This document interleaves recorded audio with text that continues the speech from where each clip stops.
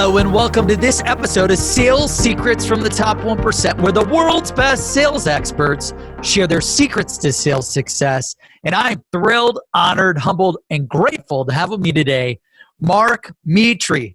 Mark is the founder of Youve and the podcast host of the Top 100 Humans 2.0 podcast. Youve is a marketing and branding agency founded and operated in Boston, where Mark works with startups, individuals, and corporations to help customers imagine new future realities in the field of emerging technology like virtual reality. Mark is also the host of the global Top 100 podcast called Humans 2.0, something I've been listening to for a while, where he interviews some of the best billionaires, celebrities, you name it, on how they make an impact and spend their time on planet Earth. Podcast has been featured by Forbes, NASDAQ, Yahoo Finance, and has over 5.5 million listeners. Some of the greatest leaders of our time has been interviewed with Mark. We're thrilled to have him. We're thrilled to learn how he built this thing up. Mark, thank you so much for joining us today. Brandon, I am so hyped just from that intro. I literally love your voice and your style, man. I can't wait to crush this. Dude, so this is awesome. Thank you so much, by the way. I know we've been trying to nail down an interview for a while, and we're both slammed, and you're a busy guy. You've got a crazy story, right? From being a first-generation immigrant in Boston, from parents from Egypt, to like launching a YouTube channel in 2010 that got like almost 100,000 subscribers, to launching the #1 Minecraft server that generated a six-figure business at the age of 15, to hitting rock bottom, to then launching Youve and Humans 2.0 podcast. Like, dude, we got a lot to cover on this show. Sales secrets of the top 1%. The audience wants to know, what is your top sales secret? And this is unique, right? This is not, we're not interviewing like a typical sales expert, salesperson here, but Mark, Mark, how old are you again? 21. 21. So this guy at the age of 21 has booked literally podcast interviews with billionaires, professional athletes, Pulitzer Prize winning journalists, and New York Times featured experts at the age of 21. And I'm like, I got to have Mark on the show, because that is a fucking secret right there. How the hell did this guy build this podcast and then interview all these experts? Like, to get a billionaire's time is really difficult. To get a professional athlete's time is really difficult. From prospecting to pitching to closing that deal to have on his podcast. So Mark, I'd love to take it from the beginning to where you're at today. And then we want to learn, like, how did you get all these appointments to join your podcast, all these experts? So let's take it from the beginning to the top, man. I'd love to open up the floor to you to hear a little bit about your story. Yeah. Thanks, Brandon, a lot. And, it's super funny because, like, you mentioned I have this podcast. I talk to all these people. It's listened to by, X amount of millions of people. And yet it's crazy because, when I think back in my life, when I was just a young kid, I didn't really want anybody to know who I am. I didn't really want my story to get out there. Like having some, level of fame was like the opposite of what I wanted. And so, man, like you said, I'm a son of immigrants that came to America just a couple years before I was born. Very humble beginnings. We moved around like 1,000 times. My parents were working all the time. We grew up on, Section 8 housing, government-assisted food stamps, all that kind of stuff. And, when you're living in that kind of environment, you have to breed some kind of resourcefulness or, being crafty. And so, I have a ton of memories of when I was younger, just always trying to, grab onto something, collect something, give something to somebody else, sell something. That was basically my entire life.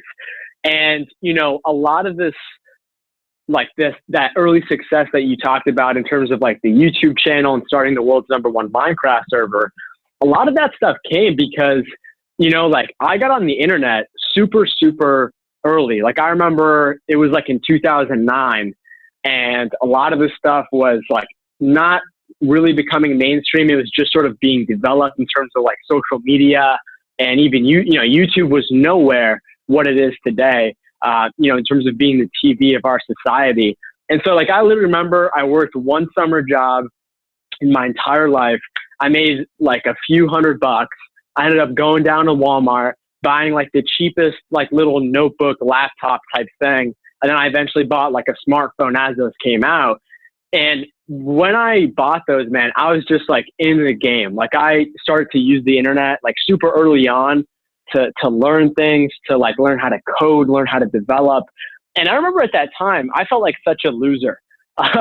Like that was still at a time, like even though I'm 21 years old, that was at a time where like technology, wasn't seen as relevant as it is to our society today. So I remember people, like I tell people my age at school, like what I was doing, and they'd be like, wait, you can learn stuff from the internet? Like it was just a completely different time. And so when you're in that sort of environment, like they kind of look like, you're trying to do those things versus like, play sports or do whatever. Like, dude, I remember programming like when I was in second grade, dude. I was like put down a lot. Like, did you experience that? Oh yeah, man. 100%. Like, I never really played any sports. I didn't really fit into any kind of, clique at school, but like, this is just something that I sort of went in. And, because of, being looked down on, I didn't actually know that this was a good thing. And so like when I was 15, 16, 17 years old and I was making six figures from a Minecraft server that I had made, I thought I was a loser. Like I still didn't think that I was successful. Crazy. And so like, and like it's interesting. What is that, dude? So like because you built that thing at the age of 16, right? And it's making six figures. Like, dude, I made my first seven-figure business when I was 18, but dude, I didn't do it when I was 16. Like, that's incredible. Thank you, man. Thank you, dude. And I was actually 15. I mean, I started it when I was like early 15, and I think I was like just turning 16 as it was becoming six figures. So yeah, man. So I mean, a Minecraft server, all it is like, I'm sure a ton of people listening, like I'm sure your kids play Minecraft and so on and so forth. So I got on Minecraft because a friend of mine told me about it, and him and we wanted to join a multiplayer server, which is just basically like a big computer where it can store multiple people sort of interacting with each other on a video game. And so we joined a ton of servers, and I just realized like they all sucked. They were either laggy or they weren't fun. And so like I literally remember the next day I was like, yo, I'm going to start a Minecraft server. And I did it. And it, didn't take that long to sort of take off. It was very much sort of community led, but yeah, man, it was crazy. And, I think the number one takeaway that I got from it when I look back at that now is, so I was in high school at that time. And like I said, I still thought of myself as a loser. But, here's the thing, man, like, my sort of societal unconscious narrative that was at like the bottom of my psyche, my mindset was making money. Because I had literally lived my entire life like wearing the same clothes wearing the same exact clothes over and over again, seeing other kids that had money or that had different things that I never had. And so like my number one sort of benchmark for success was making money. And when I made a ton of money when I was like, 15, 16, basically like at that age, that was the equivalent of me just like making it, becoming like a millionaire, like honestly, even a billionaire, because I had never seen any kind of money like that. Yeah. Dude, it's funny. It's interesting. A lot of people there's people that will look at that as an asset, and there's people that will look at it as a detractor. I love that you use the like growing up poor and on food stamps, and I have those memories too, dude. And I think it's probably my biggest driver to success. Like, do you think you're so motivated because of that hardship when you were younger?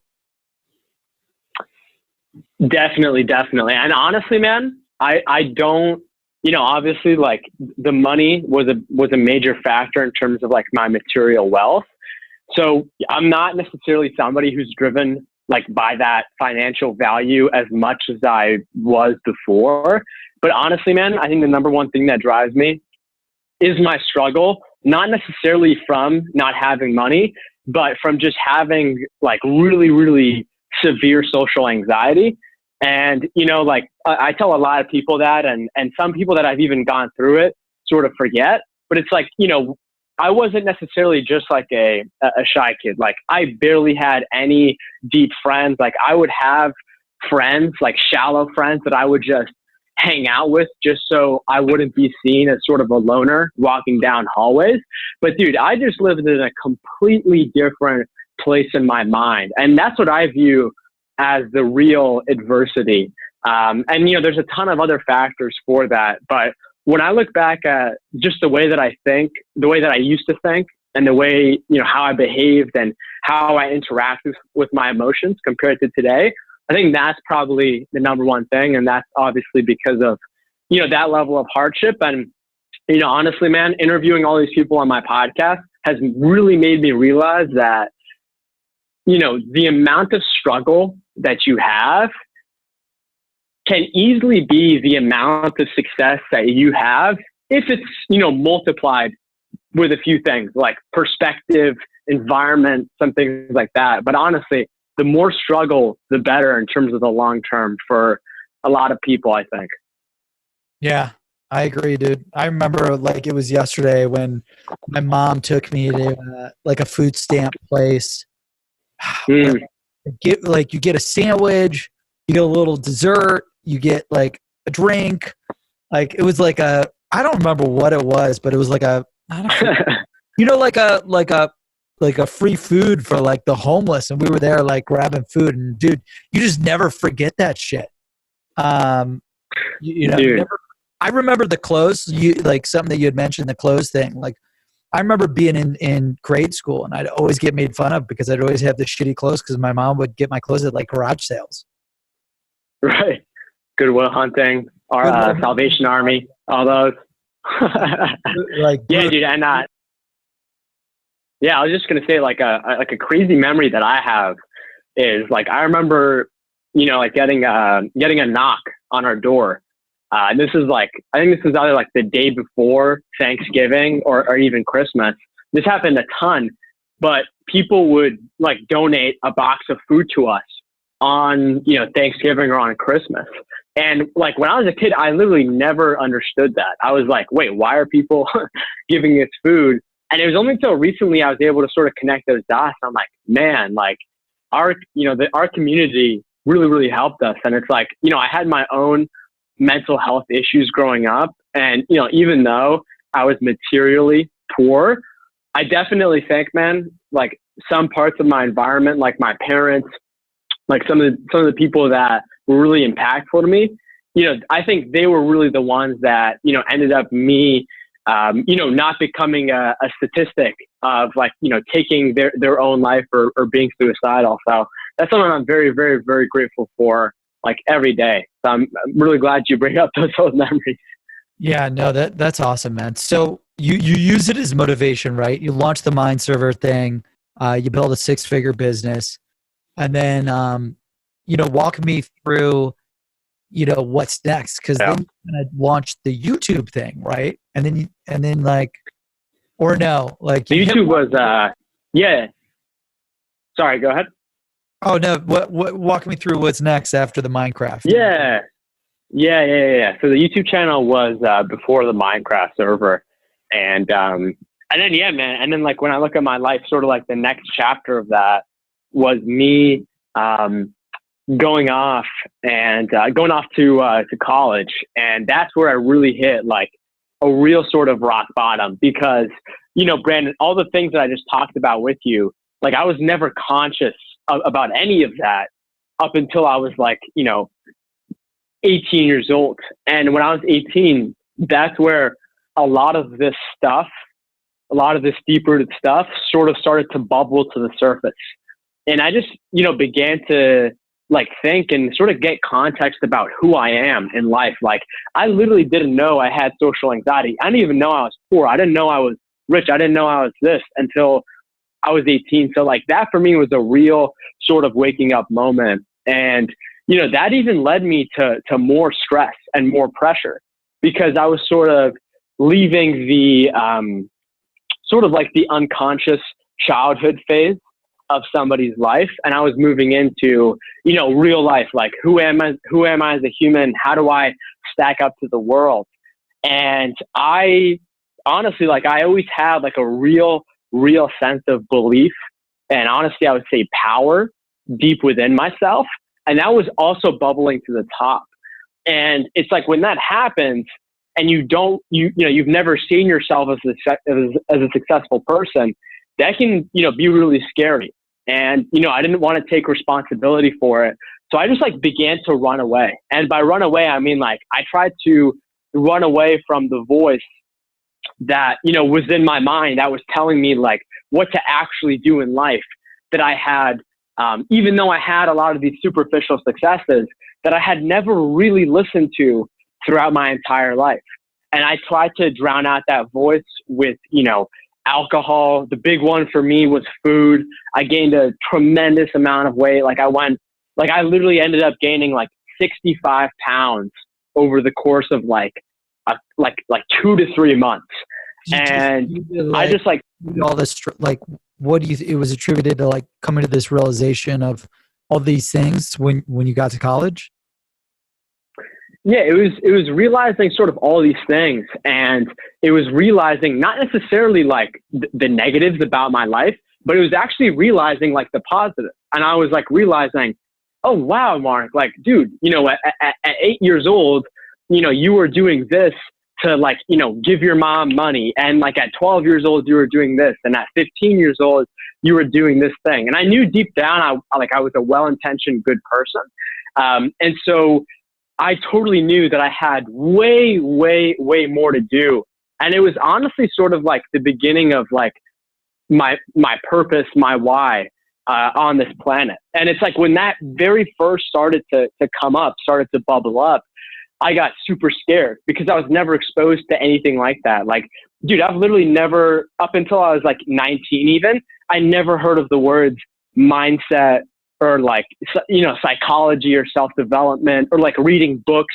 I was literally, I just straight up wasn't aware of that. And so what I think it really was, looking back at it now, is I think I was sort of mourning the death of like the first version of who I used to be. And I was slowly starting to prepare for the next version of myself. And dude, it got, it was pretty ugly. Like there was a moment where I didn't know how to deal with the thoughts in my mind. And it got to the point where I just literally couldn't fall asleep. The food, the drugs, all that, the Netflix, all that stuff wasn't doing it for me anymore. And so like, I just began to go on walks and I live in Boston, in the city of Boston. And I would purposely go on walks in like the really bad areas of the neighborhood where there's, people get mugged all the time. People get shot, there's different kind of drug deals, so on and so forth. I would go there purposely and walk around at like 1, 2 a.m. because I like the bottom of my mind, I didn't have any mental tools at that time to deal with my pain. So the number one thing that I was just trying to go for was just like, dude, find some way to end this. And for me, that was, trying to find a way to kill myself. I never really thought of me taking my own life, but I just wanted it to end. And that's when I would say like, looking back at that now, what really was going on was I was killing the first version of myself. And I had this desire to commit suicide, but it was very much sort of not aligned on the right perspective. And, on a bigger note, man, like in America, or not America, I think it's around the world, I think there's 800,000 people every single year that commit suicide. And honestly, looking back at it now, other than physiological sort of, health reasons, I think a big part of suicide is like people are they think that they're stuck with the mind that they have right now, with the body, with the environment, with the lifestyle. But I think the whole sort of desire and motivation for suicide in and of itself is to renew, is to transform, is to sort of push you and say, hey, you don't have to be the same, Mark Metry that's bound to, these different kinds of behaviors. Like you can totally shift who you are. And so, yeah, man, like that for me was like a major, major moment of my life. And like, that was a real sort of like line in the sand of sort of like my life history. And that was in like 2015. And dude, so going through that experience, how, like, I feel like that's a sales secret. So like, in a fucked up way, right? Like when you go through that type of experience, so how do you go from that super negative, dark place to switch it around? Like, how did you change the mindset? Because there's a lot of people in sales and in life that get, are doing well or are doing bad and get into this super dark place. They feel like they're stuck. They can't get out. I just had one entrepreneur, had a failing business, was on TEDx and literally committed suicide just because he felt like he couldn't do it anymore. Yeah, crazy, dude, crazy. This guy was super smart, super talented. And it was like a second failed startup after raising millions. And he just was like, I'm out. Unfortunately, like, what's the secret to turning your mindset, your life around? Yeah. Well, I mean, dude, there's a great quote. I'm not sure who said it, but it's, the battle that you've got to face with your checkbook is actually the battle that you've got to face in your mind. And I think a lot of these sort of elements here are connected. And, Brandon, the question that you just asked me is sort of the golden question, right? Like, I host a podcast where basically every guest that I have on who says a similar story to this, I end up asking them a similar question because I know there's a ton of people listening that may not necessarily be in that similar scenario, but they definitely know somebody or they themselves are in that scenario, right? And so like, honestly, the best way that I've found to do this is just by like literally going back to the person that I used to be and trying to like deconstruct my mindset for me and my perception today to be able to go back and talk to that person. Because like, similar to sales, like you can say whatever you want. You can babble off and say like these features or it'll give you this kind of value.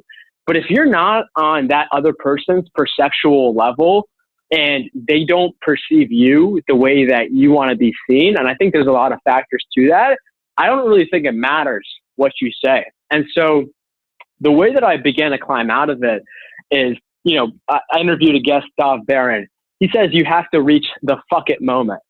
The moment where you're literally like, this shit is not happening again, where you literally feel like your entire life is dependent on it. And honestly, a lot of people don't do that because they're too comfortable, because they're using their vices to cloud up that pain. And so like, I think of vice, I think there's healthy vices for sure. I'm not saying that, we shouldn't have certain vices, but it's like, if you catch yourself like, chugging like 16 coffees before your meeting, that's a sign that like you're doing something that you don't really want to do. And you're using this substance, it doesn't have to be a substance, to sort of almost mask it, to give you that feeling for a temporary amount of time. And so if you take off your vices, that could be like Netflix, that could be you, hanging out with 3 of your buddies. And, every time you guys meet up, you end up doing X, Y, and Z that is not good for you. If you cut out those vices, like just watch how fast somebody is going to feel the pain and how fast they're actually going to realize that pain in and of itself is a motivator. And so it's like, if you can cut off your vices, that will enable you to reach the fuck it moment. And when you reach that fuck it moment and you feel a ton of pain, that's where you've got to start moving and putting that desire on your intended outcomes. And so like, what do I mean? It's great to have a vision. It's great to have a why. It's great to have like a big purpose of how you fit into the earth. But I also think it's super important to just get practical and like break down how you want to start like living your life. And so when I reached that moment in my own life, I didn't exactly know what I should do because I lacked that knowledge. I lacked that education. And so I began researching. I began going online. I began reading books for the first time ever. And, you know, from that, I began to deduce, like, what are some things that I can do every day that will give me that reminder to be that version 2.0 of myself? And so everybody's different, but without a doubt, I think that you have to definitely pay attention to the physiological aspect of your body and brain. And I think that's so important because, like, when I was growing up, I was medicated for a wide variety of reasons. And this was before I was obese. So I was just like a kid that didn't really have a lot of energy.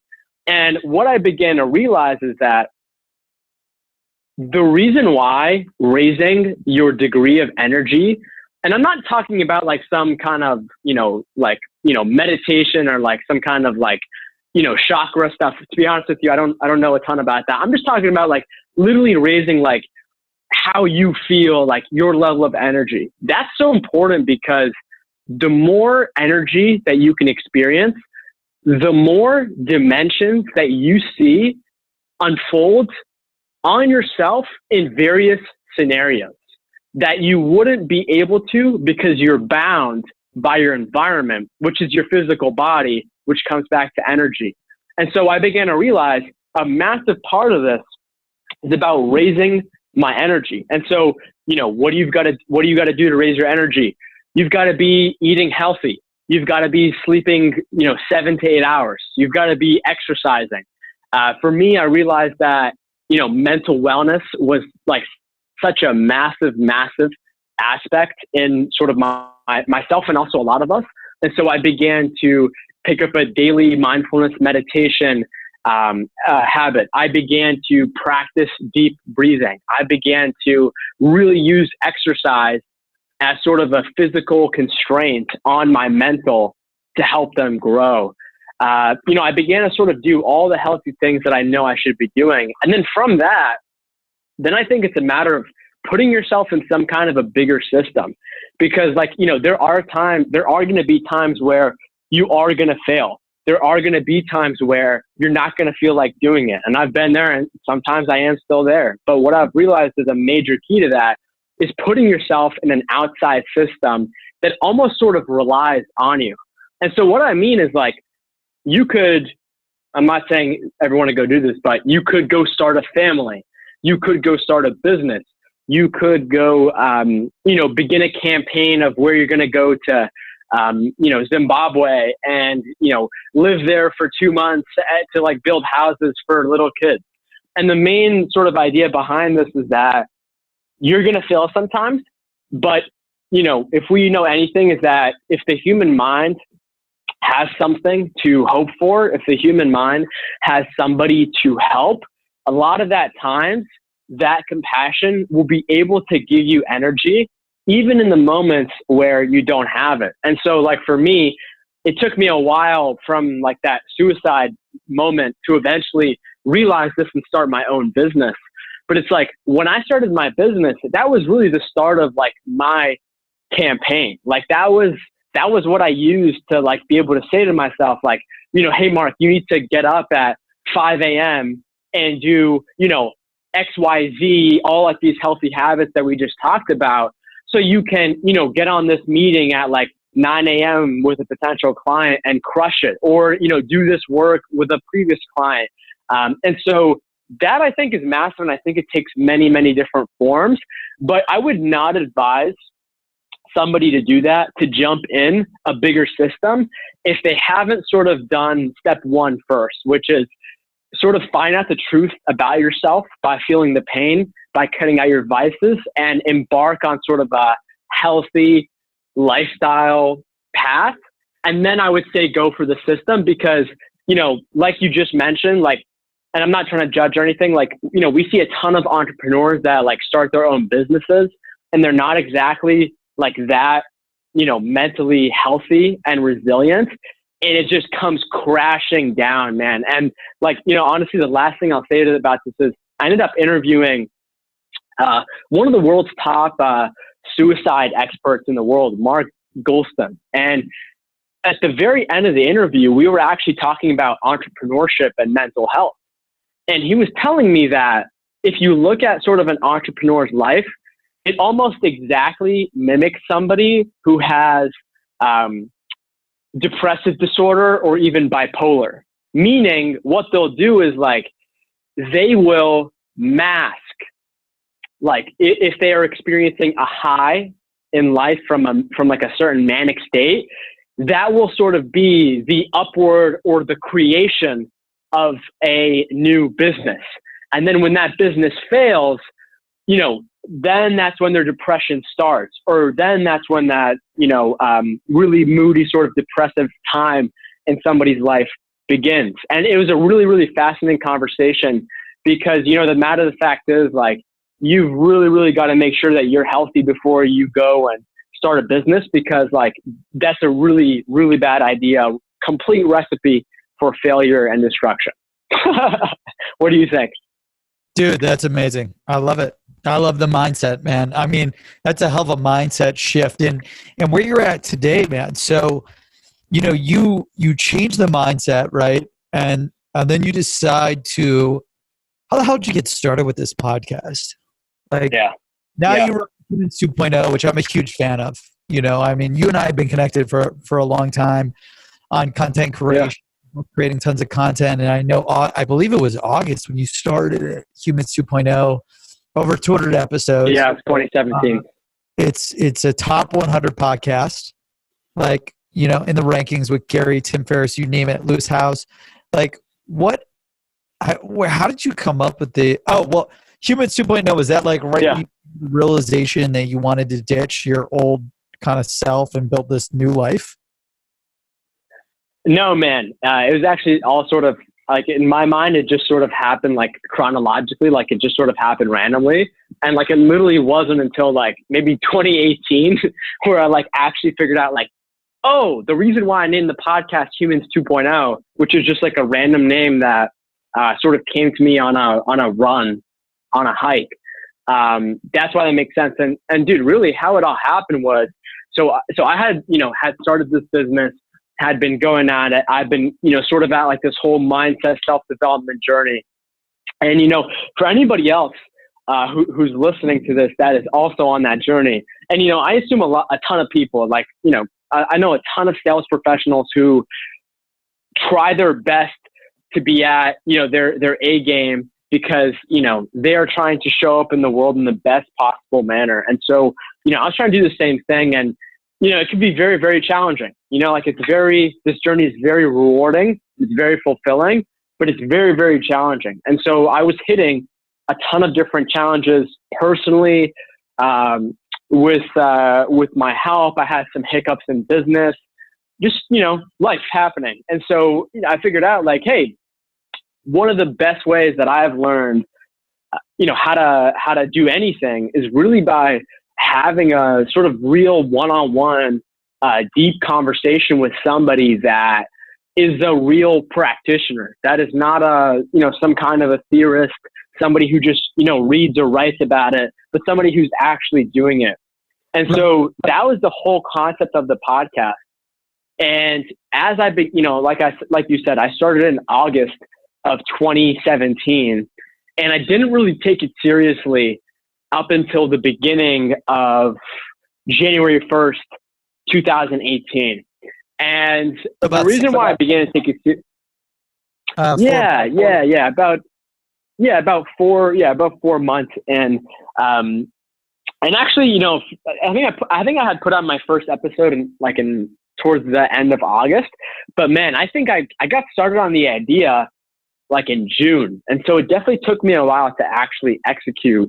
But, you know, what ended up happening, man, is like, I just began to take a look at the podcast industry, and I was like, dude, there's nobody in the market that is doing this kind of stuff from somebody like me. And it's like, sure, you know, there are a ton of like, you know, mindset and self-development podcasts, but a lot of them are sort of like being run as platforms to, you know, sort of like as a marketing channel of some company. And, you know, there's nothing wrong with that. I have clients who I help do that, but I didn't really see anybody. And I was 20 years old when I had started this.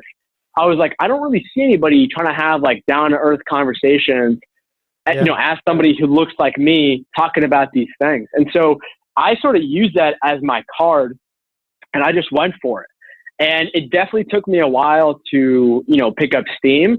But, honestly, like the sort of next realization that I had in terms of the podcast that totally changed the game for me was just like looking around at the podcasting industry and seeing everybody was posting like once a week or maybe 2 times a week. And so I was like, hey, I can definitely dedicate more effort and time into this. Why don't I just 10x this? And so I literally, at one point, I don't do anymore, but there was a point where the podcast was daily, 7 days a week. And I borrowed that from... That's so aggressive. It's so aggressive, but that's a card that I borrowed from John Lee Dumas, JLD. That's exactly what he did a long time ago. Who's that, by the way? Yeah. Just so our audience knows, because I don't know.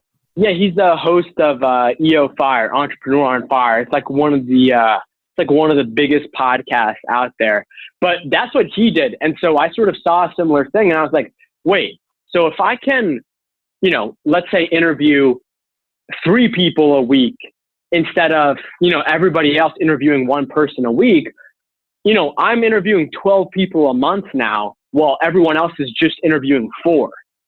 And so, the more sort of, numbers and guests that I began to stack up, the more I was able to sort of go up the guest hierarchy, like all these different kinds of, not even, influencers, celebrities, authors, whatever you call them. There's certain tiers, right? So there's like some random person on the street that might have a LinkedIn account, but doesn't really use it. That's like a tier 10. And then as you work your way up, you have tier 1, which is like Obama, Will Smith, like Donald Trump, those level people. And so, I saw myself at the very bottom of the tier as we all start. And I literally just used LinkedIn. I used who was influential in what circles. And I just slowly began. Let's break it down for a second, because this is what salespeople are going to die to learn. So you said you built a list. Okay, so let's think about from 0 to 100 guests, right? No one knows who the hell you are. You built a list of, like, was this like a massive dream list or what? Yeah, so this is what happened, man. So first off, I definitely made a dream list of people that I want to interview, and I've only crossed off a handful of those names because they're way, way up there. But how I got started, like when nobody knew who I was, I used my, so I was poking around online. Like I didn't really build up that much of a LinkedIn following, but I had like a very small amount of connections from the business that I was running. And so, I didn't try to like, sort of blow it up from the beginning. But what I did was like, I just said like, hey, I'm going to reach out to like the top 10 people that I already have in my LinkedIn network that are the most influential, and just like reach out to them for an interview. And it's like, nobody knows who the first 10 guests that I have on my podcast. I mean, maybe some people do. There were some pretty cool people on there. But once I got on those like first 10, 15 guests, then it was just a matter of like reaching out to people that were outside of my network that, were not big fish, but they were, sort of similar in like the amount of followers, or maybe they had a bit more, but nothing crazy. And then, once it was like that, then you just sort of begin into sort of like the network effect of, I'd go on, I'd have these great conversations with these people. They would ask me about who I am and like what I'm doing. And, they would start introducing me to like their awesome, friends. And some of them became guests. Some of them, we help each other out in various forms. But, really, man, for me, like the first big guest that I ever got on was like up until episode 40. So it definitely took a while. It was somebody named Jay Salmon. He's somebody that worked like really closely in like the starting of like LinkedIn, eBay. He's like an absolute like business tycoon. And what I did for that is like, and I think this would be a, relatively good lesson is I saw Jay, he was totally dominating it in some circles online, like on Instagram, had like a ton of followers on this platform. But I realized, he wasn't that popular on LinkedIn. And so I sent him a personalized message on LinkedIn, and that's how I got him on the podcast. And, how I've used that lesson from here on out is like, I always look at everyone's sort of, social media environment. I see what they're doing on Twitter. I see what they're doing on here. They may not even be on social media and just email, or they might, have like a certain assistant. And so it's like, what I think is the best sort of, advice for people to do is like, look at where, their platform is. They're still active on it, but there isn't a ton of traffic. There isn't a ton of saturation on there. And if you can take a look at, somebody who doesn't have that many followers on LinkedIn, your message is way more able to come in. And, on this note, man, what I'll say is like, dude, there is not a single day in my life where I don't open up LinkedIn and somebody is sending me some kind of a message or sending me some kind of an email of saying like, hey, we have, this product, we have this service, here's a free PDF, or here's a free thing. Like, and like, they're trying to be upfront and they're trying to provide some kind of value, right? But it's like, what I think the big thing here is, Brandon, is like, I think everybody that's sending those messages, and I'm not out here to like, berate those people or even say that it's necessarily wrong, but I think a massive part of it is like human beings and social media and emotions is something that is very much not understood and misused. And it's like, what I always think of is like, when I open my phone and I see somebody, whether it's a message, like, you've got to understand that, you as a human being sending this guy a message, just yourself on the internet, you're deduced down to a picture and some words that make up your name, and then your message.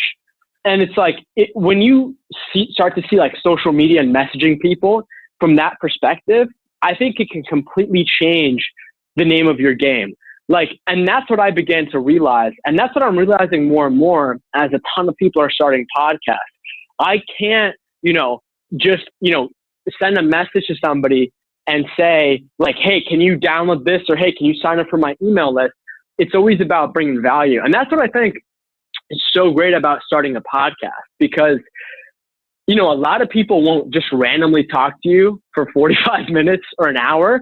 But if you can create some kind of a mutually beneficial system or platform where you can say like, hey, I would love to sort of talk to you, pick your brain, I'll let you sort of promote whatever you've got going on, whether it's like, if you've got a book coming out, or if you have a business that you want people to check out to you, or some kind of a program, I will be able to do that. And like, dude, that's how I've got on so many different guests. And as you sort of climb up the guest ladder, as you start to get more downloads, as you start to get more people looking at your social media, it definitely increases the chances. But I think sort of approaching this all with a human lens, like a real practical about our perception, I think that's massive.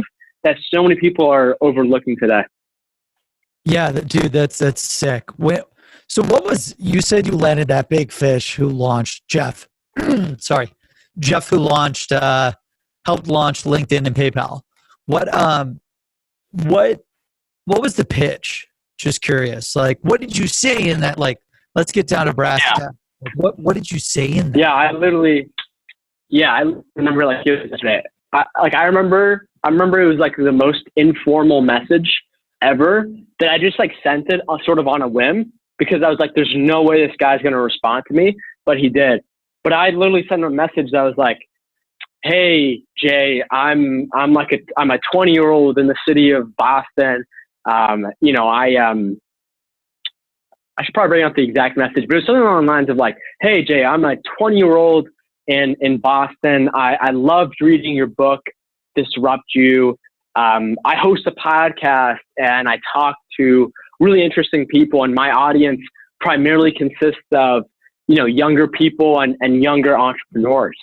And that's all I told him. And he was literally like, yo, yeah, just message me after like Christmas break. I think that's when it was. And so, yes, that's what happened, man. Like, dude, that's happened so many times where like, I will send somebody, like I'll send like a massive person like some kind of an email or some kind of a message that like seems pretty informal, where it's not like, where it doesn't begin. It's like, I have been featured in Forbes, NASDAQ, like all that stuff. But I'm just like, hey man, like I loved your podcast appearance on this show, where like, I'll try to find something funny that they said on an interview and like try to reference that back to them and just tell them like my authentic truth of like, hey dude, I'm like this 21-year-old living in Boston. I'm trying to do this to, get more people to open up their minds, because I was suicidal at one time and I know how bad it sucks.